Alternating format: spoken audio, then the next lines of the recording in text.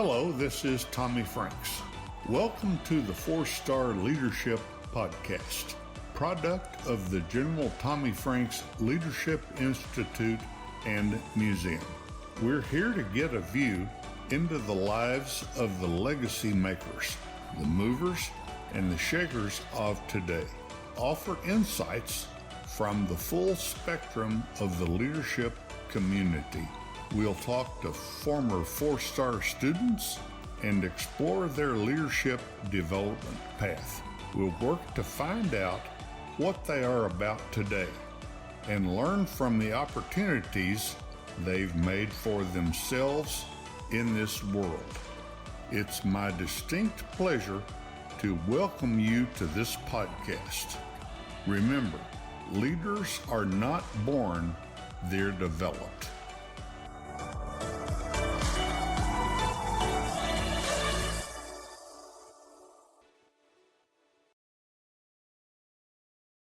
Welcome to episode 35 and the last episode in season 3 of the Core Principles of Leadership with General Tommy Franks podcast.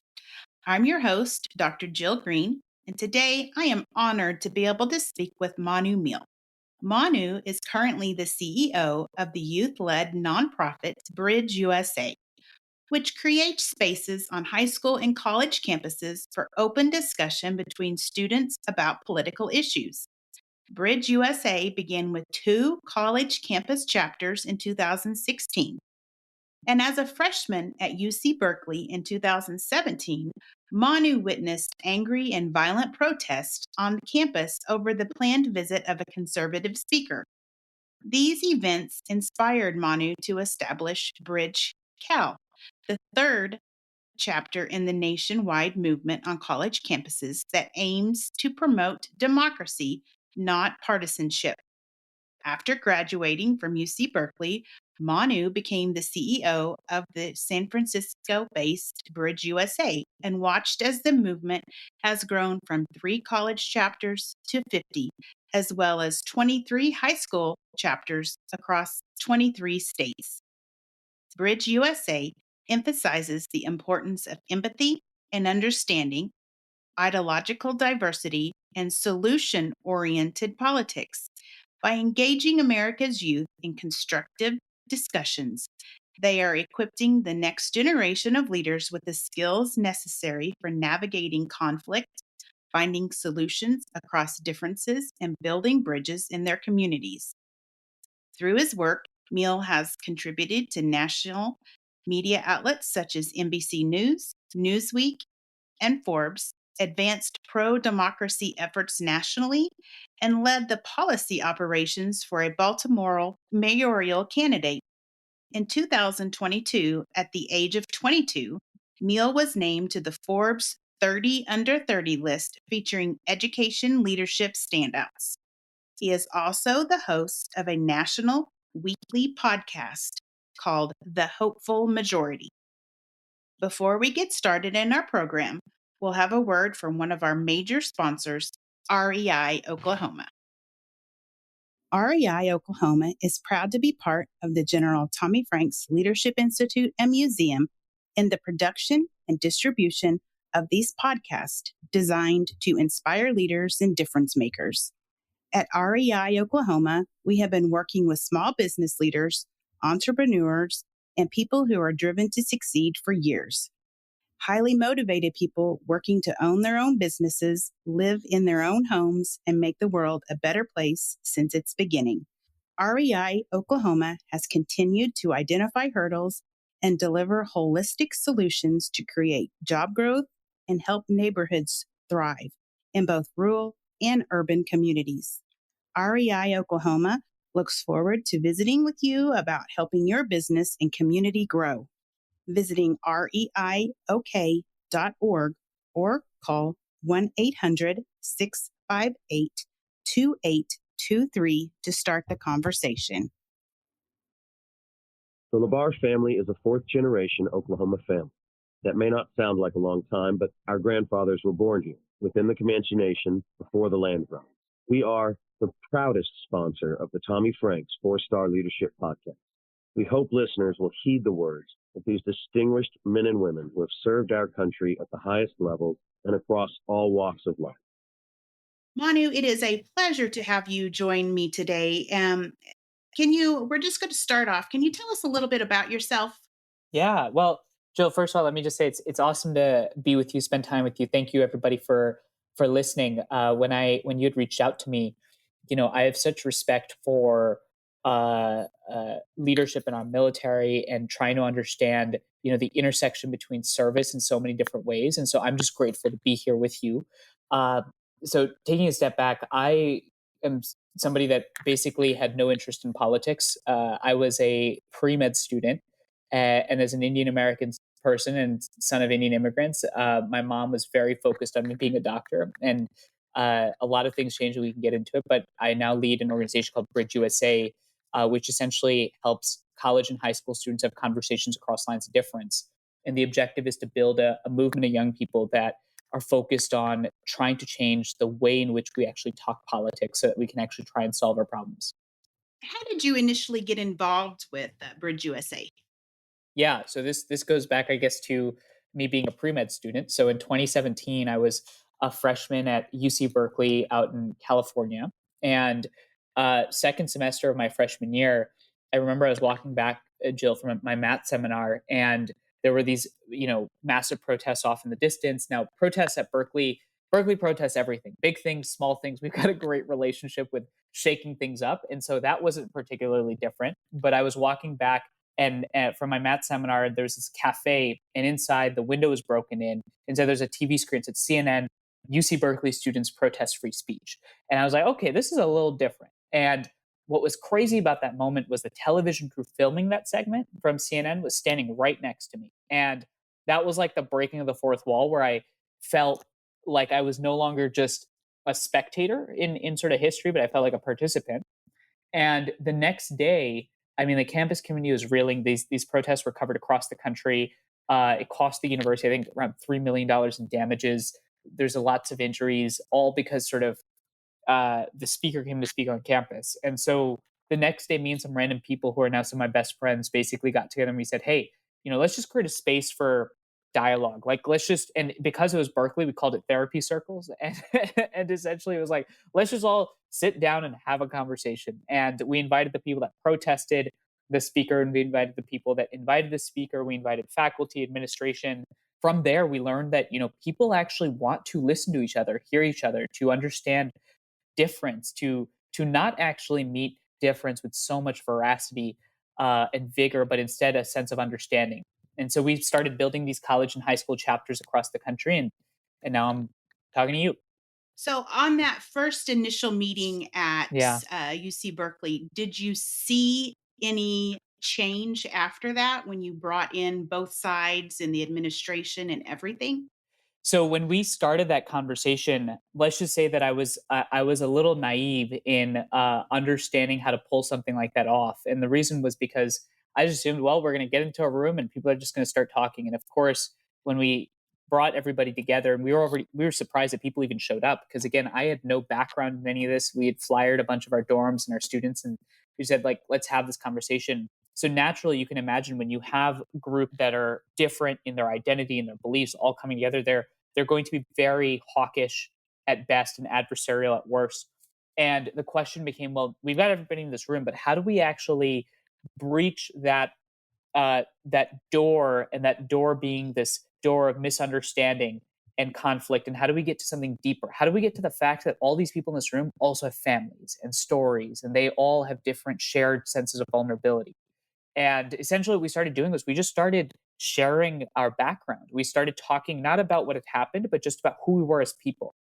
And what I learned in that moment, Jill, was that one of the best ways to break through misunderstanding and political or ideological or familial divisions is to just be vulnerable. And vulnerability, uh, cuts through that dense uh, uh, sense of fear and conflict that we have with people.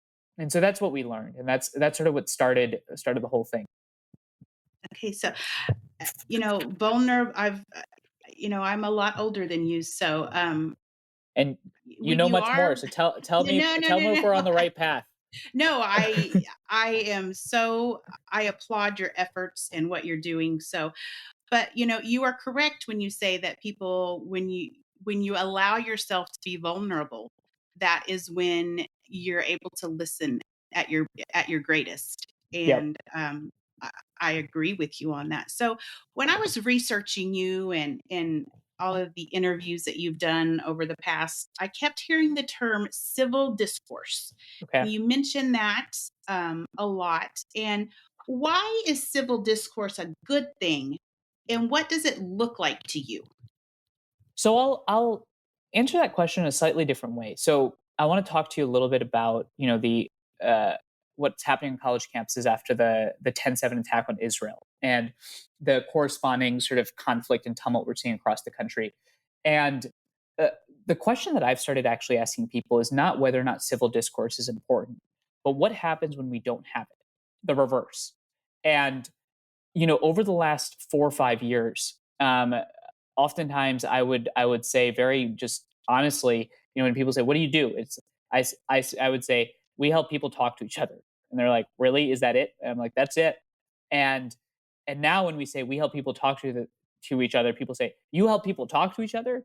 Wow, we need more of that. And the fact is that I think the importance of civil discourse is not, I think, underscored by why it's needed, but I think more about asking the question of what happens when we don't have it as a society. And I think we forget that in a democracy where we're so technologically advanced and there's a complexity to our systems, that we forget that the core unit of our democracy and our society, just like in the military, is people.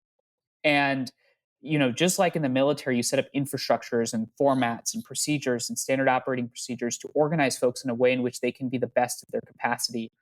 Our job is to help people meet people with a sense not of fear, but a sense of curiosity.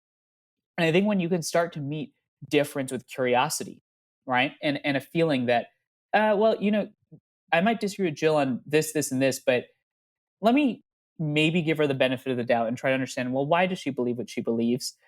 You get somewhere.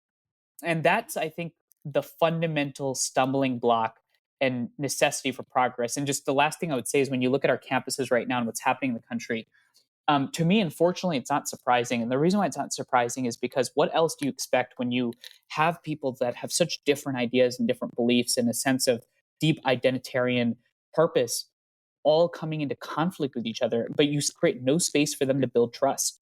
That's what we see on campus, and that's what we see in our country. That is correct. So, and even, I mean, our democracy, if you look back into history and, during the Revolutionary War, our democracy was built on civil discourse. I mean, Mhm. we had founding fathers that were very adamant, and they shared the belief that, for the vision of America, but how to build America. It was, they didn't agree on very many things. They were very opposite ends of the spectrum, but yet somehow through, these 250 plus years, it's worked.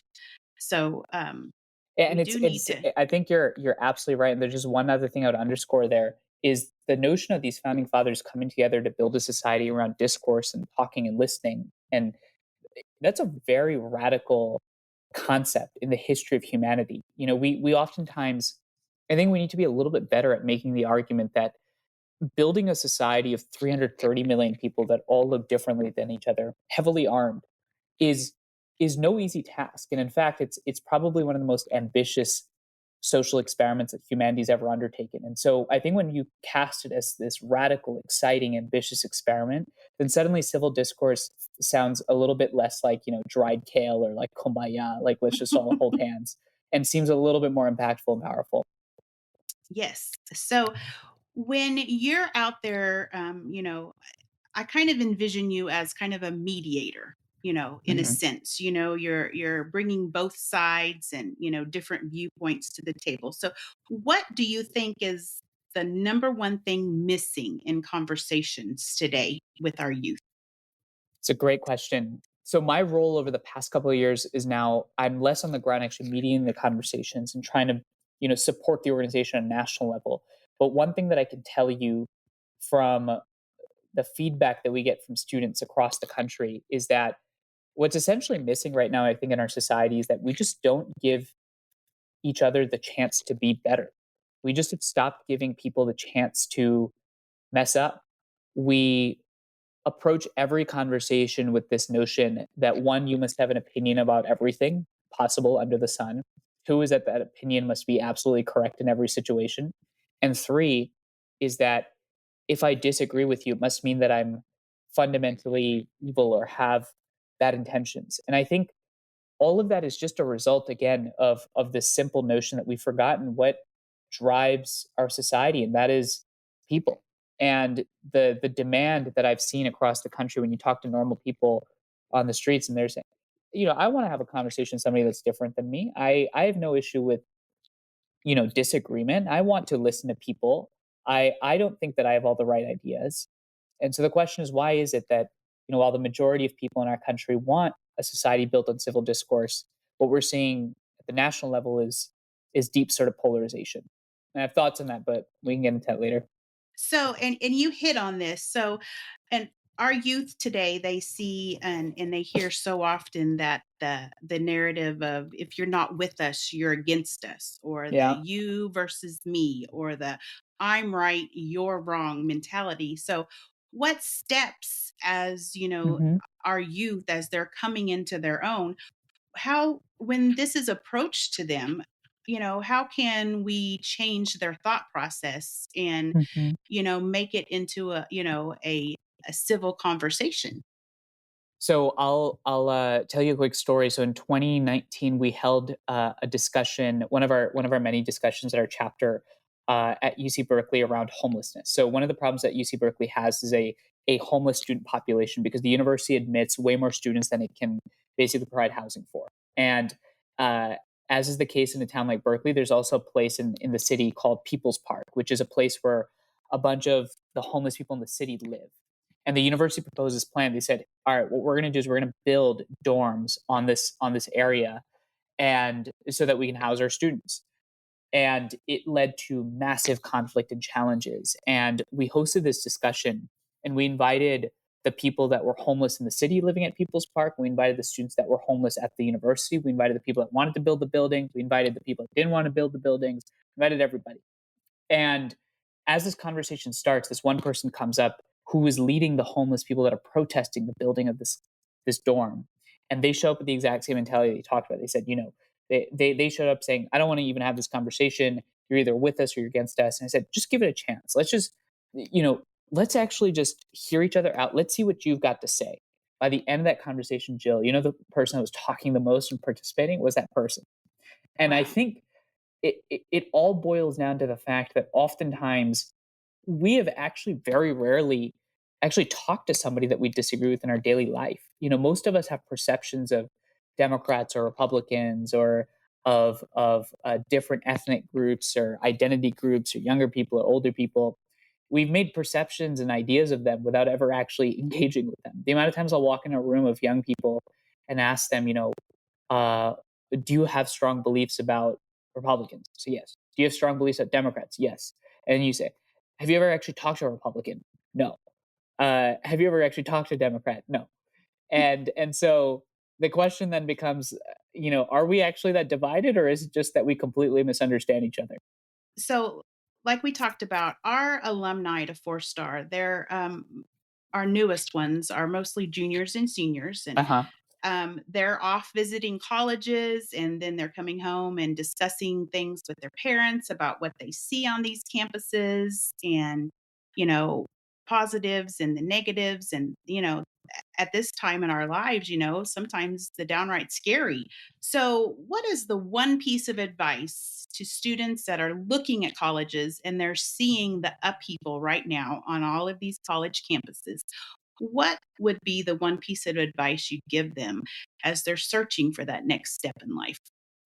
That you have the power to change what you think is not right. And what I mean by that is, when you're touring campuses or when you're looking at, and even forget campuses for a second, whenever you see anything, I think, out there in the world, then you think, man, that's a really crappy thing. I don't like the look of that. I think we radically underestimate our capacity and ability to actually make a difference in the face of what we see are these massive systems. When I was a very average student. I barely got into UC Berkeley. I was waitlisted. I got rejected by every single college that I'd applied to outside of UC Berkeley and the University of Michigan. I barely got into college. I also barely got out. I almost didn't graduate. They didn't want me there, and then they didn't want me to leave. And what was funny in that experience, and now that I've almost spoken at every single institution that I've been rejected at, and one of the funniest things that I found in that experience is that um, as I've gotten to know people and folks that lead our society, whether it's the president of the United States, to members of Congress, to celebrities, to you name it, you ultimately realize that all these people are also just, and when you understand that society is really just led by people like you and I, you suddenly start to see yourself as somebody that actually has the capacity to push levers. And this doesn't have to be about politics. If you're listening to this, whatever you care about, whether it's science or business or arts, or you have no idea what it is you want to do, the fact is that the levers of society that you want to pull on are much more pullable than you actually think they are. And when you start to overestimate your ability to create change, you'll fall somewhere short of where you would have been if you'd never tried. And that's how I would approach the next 4 years, the next 10 years. And man, we put so much pressure on our kids to get into good schools or the rat race of colleges and all that. And what I'll just tell you is um, some of the smartest people I've met and have met went to community colleges, and some of the dumbest people I've ever met went to Harvard and Yale. And so you'll be fine wherever you go. Just work hard.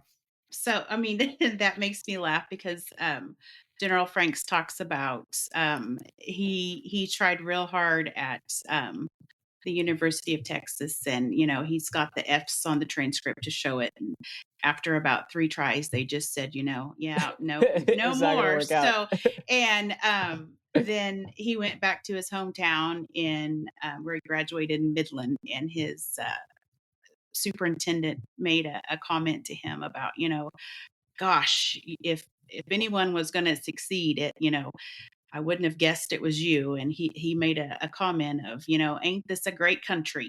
So, and I think that's what makes our country so great. I have F's on my transcript too. I started at a community college because that's where my dad told me I needed to go. Yeah. And it served me well. So I think that's great advice. So at our 4-star leadership, when we bring our students in, we immerse them in what General Franks calls his 4 stars of leadership. And those are character, communication, common vision, and caring.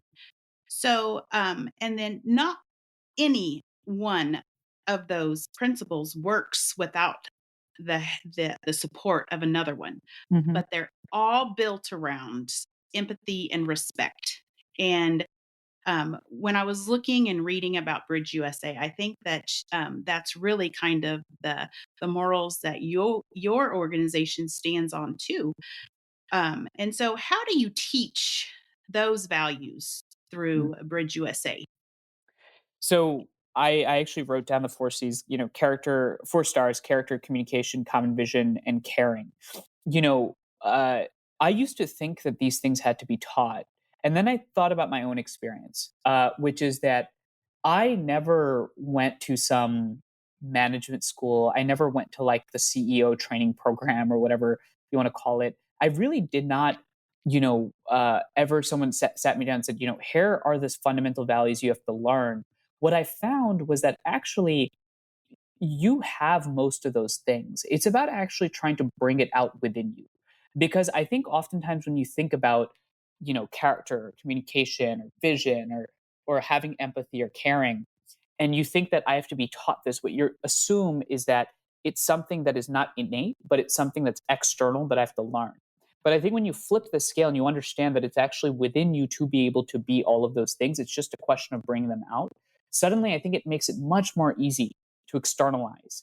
And you'd be, I'm shocked when, I mean, we have college chapters across the country, and we have students that are highly introverted, that would have never thought that they would have the capacity to deliver vision or communicate effectively. Or we had students that were highly extroverted that never thought they could shut up and listen to somebody.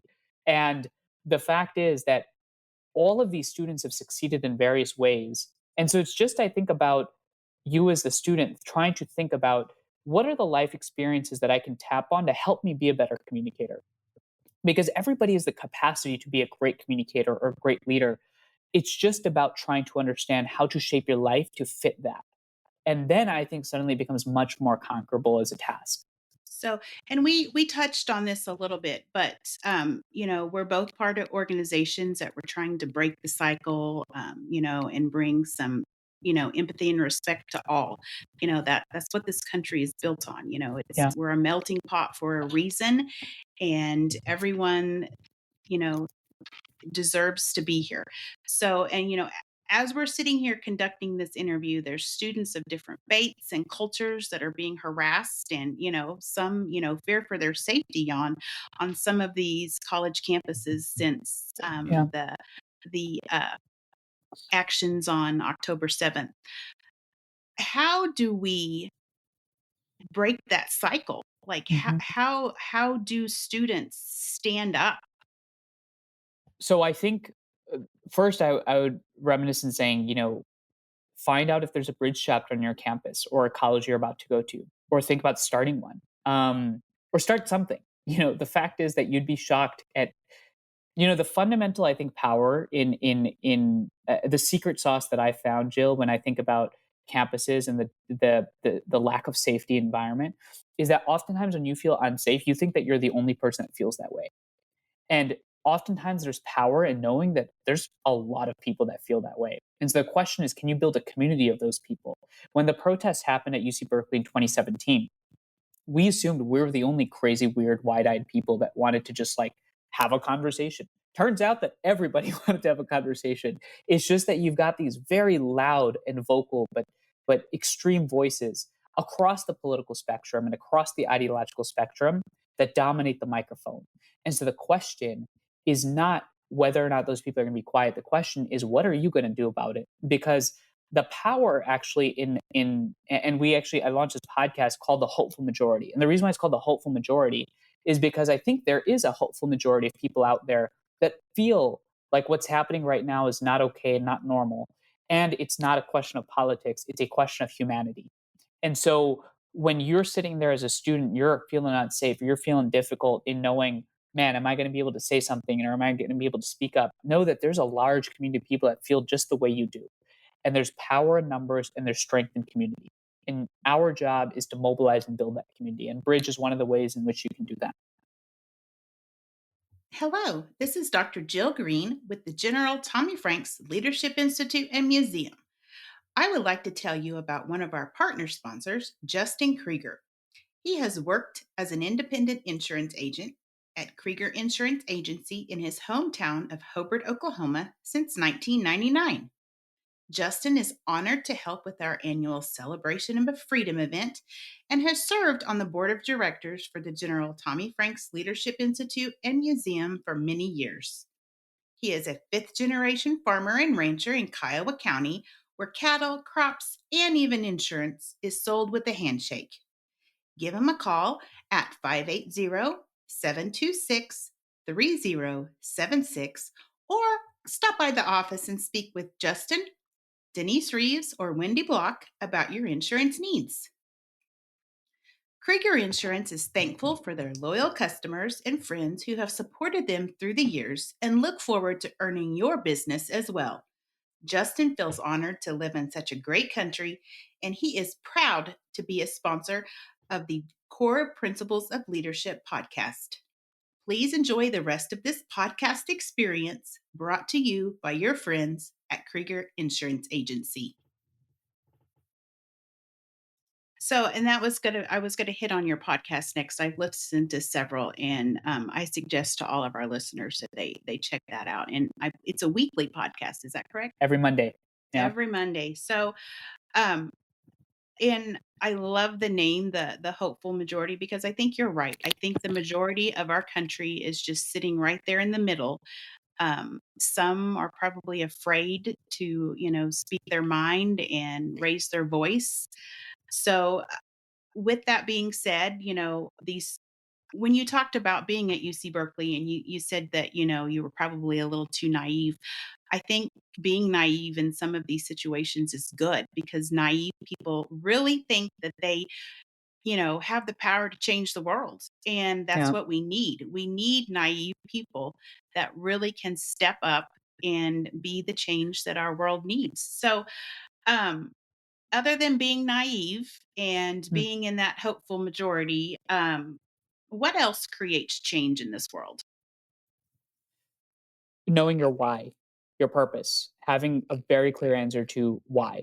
And the reason why I think why is important is, and I think the way that you stated it, Jill, which is that you've got these people that are engaged, and being naive allows you to achieve that change is important. But the other part of that is that I had a very strong sense of understanding of why I'm doing what I'm doing, because the process is really difficult. This is something that we should be honest about. You know, Leading, creating change, building anything is hard. It's difficult. There's more days than not where you'll actually feel unmotivated to do the work. I think oftentimes people in positions of leadership and success rarely talk about the fact that most days of the year they wake up tired, and most days of the year you're picking up the call and you're probably dealing with the problem. Almost every day my inbox, when people are reaching out to me and talking to me, they're not reaching out about all the great things happening. They're reaching out about the challenges or flaws or the problems in their work stream. So know your why. And the reason why it's important to know your why beyond that is also because it helps you find hope and capacity. And the last thing I'll say is that success is a very multidimensional endpoint. You know, when we think about success from the standard view in which society thinks about it, what you think about success is probably somebody that makes a bunch of money, is in a high level of power, and has achieved a lot. And some of the most successful people I know have really amazing families. They have 2 or 3 kids, and they're living on a farm, enjoying their life. That is Mhm. also success. I think you as a person have to ask yourself, what is the life that you want to build? And be okay with the fact that the answer to that question only matters to you. And if the answer to that question is not building a large company that has a lot of employees, that's perfectly okay. Because in the process of answering and realizing your why, you're adding net value to society. And that's ultimately all that matters. Before you went off to Berkeley, what did a leader look like to you? Probably somebody like General Franks. you know, uh, Probably a leader. I think it's such a good question. Somebody that people looked up to, people followed, someone that had authority in a very traditional sense was a leader. And I, by no means, fit any of that in high school. If you went back and asked any of my teachers or friends, I was a very middle of the pack person. So once you've started this journey on, bringing people together, does a leader have a different look to you now? Yes, because I think the question of why is so important, because I think a leader is somebody that understands their why and knows how to realize it. And when you're in the process of realizing your authentic and honest why, you then naturally start to do the things that are required to execute against that vision. And so that could mean having a very successful family. That could mean being a mother raising 2 really successful kids. That could mean building a large organization. And ultimately, we all reach the same destination. And at the end of the day, when you talk to people that have led and built large organizations or have just lived very healthy, happy lives, ultimately what they're thinking about at the end of the day is not how much money they've made or what they've done with the impact. It's really the people around them and the relationships and the people that impacted their life and the legacy that you leave behind and the people that you've most closely touched. And so I think that's ultimately the success of a life well lived. Um and whatever it is for you that motivates you, that's what matters to you. Very, very nice. So, um, I saw an interview when you kind of talked about the events that had occurred during your lifetime. And some of them have been, some really scary times in our world. So um, you said that you were born after 9/11, so you didn't get to actually witness firsthand the American spirit and unity that was displayed during that time. I mean, if you go back and look, 9/11, there was 115 nations that were affected, with individuals that were killed on just that one day, in one, in one event in America. So that shows how diverse our country is. But then um, you know, the flags were sold out. People were, supporting everybody Mhm. everywhere. It didn't matter the background or your color or your religion or your anything. So, and I feel like, God forbid, if something was like that to happen now, I think it would just, ultimately divide our country even more. Mm. It just kind of, so what can you pinpoint something in our history from, September 11th, 2001 Mhm. to now that has made, you know, our country, Mhm. have such rhetoric like it does? Mm. You mean rhetoric in the sense of just very divisive rhetoric, or you mean Yeah, very unifying events? divisive. I Yeah. mean, you know, just for instance, on, in Israel, that Mhm. you would think that that would bring such unity Sure. to a world, but it's really, divided us even that much more. Yeah. So what is the difference Mhm. between that event and how, Yeah. 20 some odd years ago we reacted to 9/11? Yeah, it's a great question. So and just for clarification, I was born in 98, so I was 2 years old in Oh, 9/11. In two. fact, I Okay. actually lived to your point about unity, I was at that time living with my grandparents in India while my parents lived in the United States. I was born in the US, but I was living in India, and one of the stories I'm told, I don't know if it's true, but what I've heard is that the United States actually sent a State Department official to check on me to make sure that I was all right. And it was the first time that our family felt like we were actually cared for by the country. And to your point of the unity, one of the other things that I'm told is that right after 9/11, that the end of that day, you had a vigil in front of Capitol Hill with all members of Congress, singing and holding flags. And even to now, for me, it's like, man, what has changed? And Hmm. I think there's two things that I think are very different now, Jill. I think the first is that the United States, I think, has always been divided. I think there's something to actually think about when it comes to who we are as a society. We've always had very different, diverse people, Hmm. from the Civil War onwards. And before that, when the founding fathers started, I think what's different is that now you're forced to confront that difference all the time, and not in person, but online. Uh, you are now you now know the lifestyle of somebody living in Alabama or in New York City. You now know the values, and you constantly see them. You can I say something right now, it gets clipped, it gets shared everywhere. And Right. so one is that we are now actually forced to confront our difference. It's not that the difference never existed; it's that now we have to live with it. And I think the second thing that's changed is that we have such different bubbles of information. And as a result of those bubbles of information, you're almost living on two different life tracks, which is why the chapters that we're building, the fundamental goal is, let's just start helping people of very different apertures that have never interacted just interact. Last quick thing I'll say on this, the town that you live in near Oklahoma, when I drove through Oklahoma, I was driving from Austin. I was driving from Austin to Boston. One of my favorite things to do is to get on the road and just like drive, not on the highway, but in like the routes. And Hmm. so when you drive from Austin, Texas, up through northern Dallas, and on your way up to Oklahoma and Arkansas, the people living between Dallas and Austin have rarely ever interacted with the people that live in those cities. When you're driving from, let's say, Richmond, Virginia to Washington, D.C., the people in D.C. have never actually talked to the people that live in Fredericksburg, Virginia. You know, we're living on very different. You think about the war that General Franks led. it was a war that was largely the brunt of it. The people that fought it were largely people in very specific communities. And so we're building a society in which people have just such different visions of what the world looks like. And when you have different realities that never converge, then you see what happens with something like the attacks on Israel.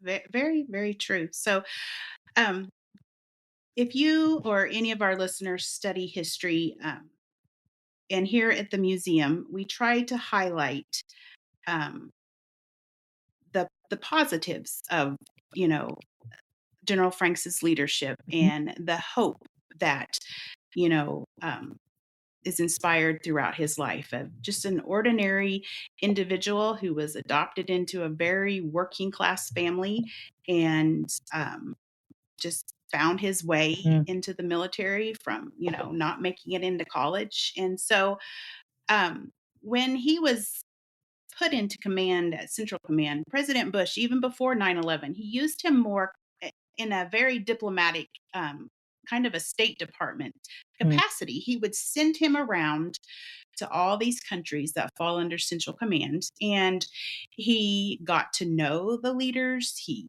spoke to them, and even today, he's been out of the spotlight for 20 some odd years. Some of those leaders are still some of his very best friends, and they have very, very diverse backgrounds. Mhm. I mean, Mhm. General Franks, and I can say this because I'm one too. I mean, he's just a country bumpkin. Sure. He's just a down earth, Uh-huh. grew up on a farm with working class parents, Yeah. and he calls one of his best friends the King of Jordan. Uh-huh. So, I mean, you can't really get Which much is crazy. Yeah. diverse than that. But what made it work was he didn't go into these other countries and try to bring American values to them or preach, our religious ways or Sure. our cultures or anything. He went in and he found common goals that we all wanted and deserved. And so I think that once you look back in history during the war, there's always going to be pundits that are against war and Mm. against the way that maybe he ran the war, but you don't ever hear of anyone criticizing General Franks's leadership abilities. And I think to someone that I now know on a very personal level, I Mm. think that is an extraordinary. I mean, you can, debate war and the way a war is run all day long. I mean, and it should be. Yeah. My husband was in the military, and, it should be. War is something that should be debated, and, military troops should be held accountable.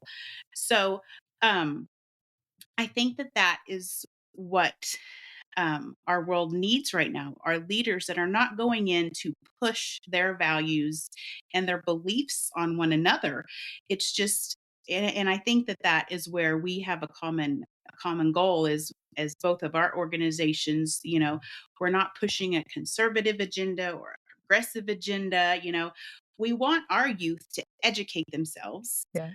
find the answers to issues that they are believing in, and then form their own values and their own, beliefs. So, um, how do you? It's it's hard for students to, they're some of them are very vulnerable when they go off to Yeah. college, and they just want to find that right crowd to fit in with. Mhm. So, how do you when you're speaking to these students about, using their own values to, speak to someone in a civil manner Yeah. and, defend what they believe is right, how do you, um, you know, talk to them Yeah. about, don't let someone else's values get in your head and, Yeah. Yeah. muddle what you believe? It's a fascinating question. I would just first let me just say that, what General Franks' story, and I don't know him, you know him very closely, but what I'm sure he would say is that his story is an ordinary story that is Mhm. highly accessible to anybody, right? And I think the fact that you have somebody like him putting so much time into this type of work is amazing. And And I think it's a very powerful example for people to take into account because it shows the power of ordinary people. When it comes to your beliefs and values and you're a young person, the story that comes to mind is actually one of John F. Kennedy. So one of my good mentors is a person named David Gergen, who I call affectionately the Dumbledore of politics. He was the presidential advisor for President Ford, Reagan, Clinton, Nixon. So he did 4 presidents. And he's somebody that comments a lot on political affairs. And one of the things I asked him was, I was like, David, I have such strong beliefs. I got to get my beliefs out there. And he's like, all right, he told me the story of John F. Kennedy during the Cuban Missile Crisis. And somebody asked President Kennedy, 2 years after, well, they asked his staff 2 years after, what would you say was the most important value that President Kennedy espoused? And you would assume that he would say something like courage, or you would say something like vision or passion or whatever. And what the staff member said was that President Kennedy's most prized value was curiosity. And the reason why it was curiosity was that during the Cuban Missile Crisis, he was surrounded by 11 advisors, 9 of whom, excluding his brother, Bobby Kennedy, all advocated the United States should launch weapons against the Soviet Union during the Cuban Missile Crisis. We came that close to nuclear war. And the only way that President Kennedy navigated that situation was by being curious and constantly asking questions and bringing in new perspectives and new ideas. And that is what allowed him to avert what could have been an existential crisis for humanity. And the reason why I bring that up is because I'm sure he had very strong beliefs. All of us have very strong beliefs. But wouldn't it just be a little bit cooler if we took a second to maybe step back and ask, why does somebody else believe something different? Because I think that that's a little bit more interesting and a little bit more fun. And in fact, it's the backbone of what's led progress in the past. As a young person, I'm sorry to say it, but RFK, JFK's brother, had this amazing coach, is that youth is not a time of life, it's a stage of mind. The fundamental core belief behind being a youthful person is you're curious and energetic, and you don't know everything. So it's about being curious. Show up to a conversation open-minded. It might make your day. That is great, great advice. So, one of our programs we have is on the last day. We have a program. It's called Understanding Community Understanding.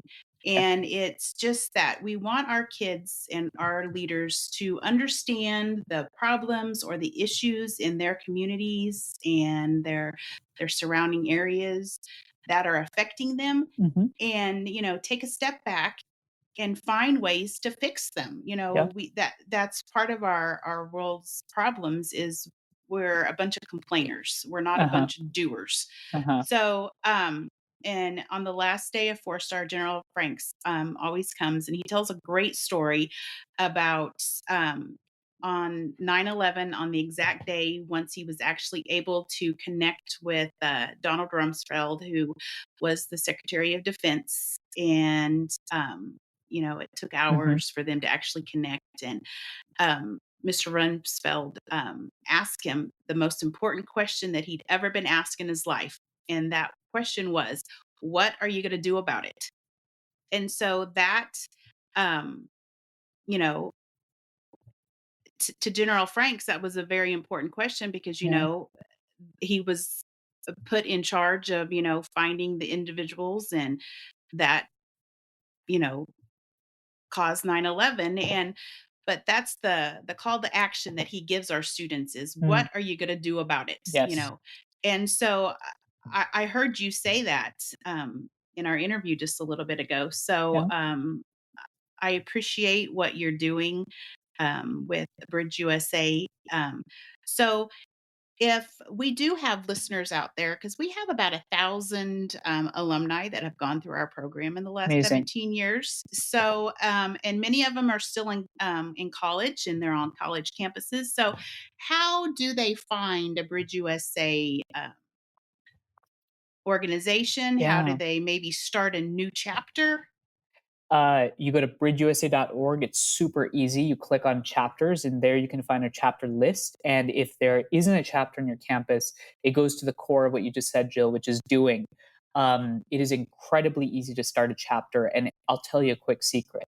The secret is that the fundamental problem that every person right now is facing in society, whether you run a business or you're an employer, you run a newspaper, you're in the media business, you're in the military, is political division.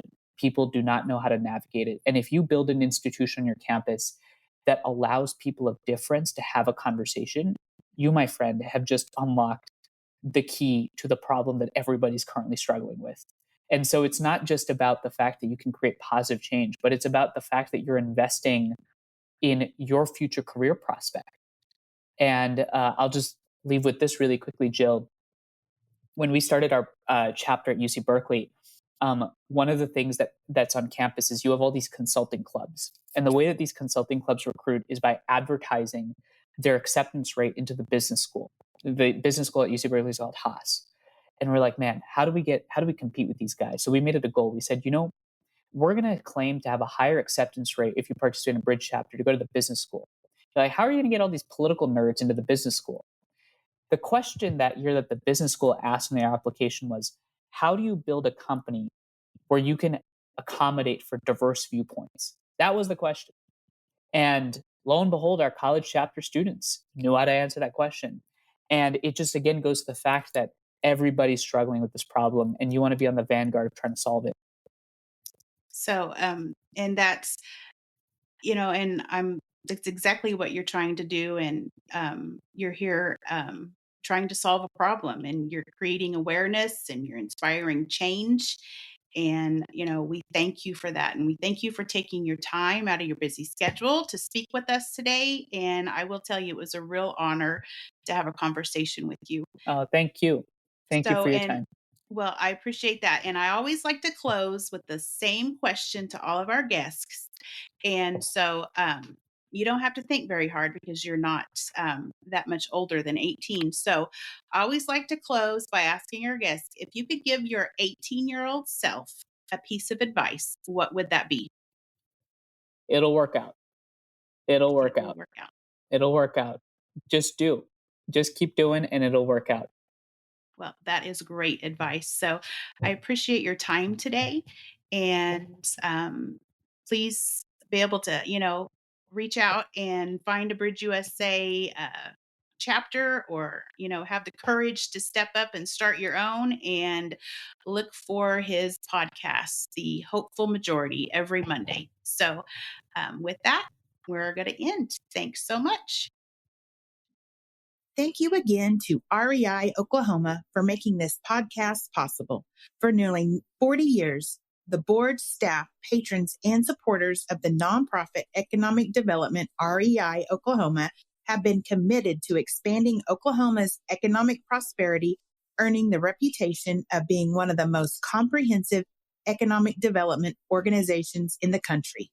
Business lines, training workshops, business consulting, and networking opportunities, as well as technical assistance and even commercial business space, are made available to Oklahoma entrepreneurs and small businesses. For low and moderate income individuals and families, down payment and or closing cost assistance is offered. Learn more at reiok.org.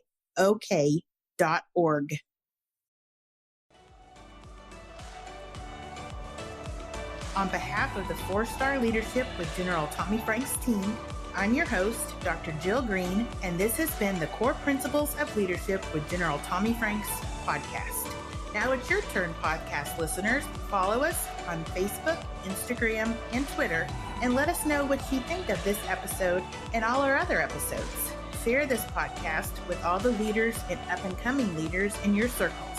Be sure to give us a 5-star rating on your favorite podcast listening platform, and don't forget to mark your calendars the last Friday of each month for another inspiring episode.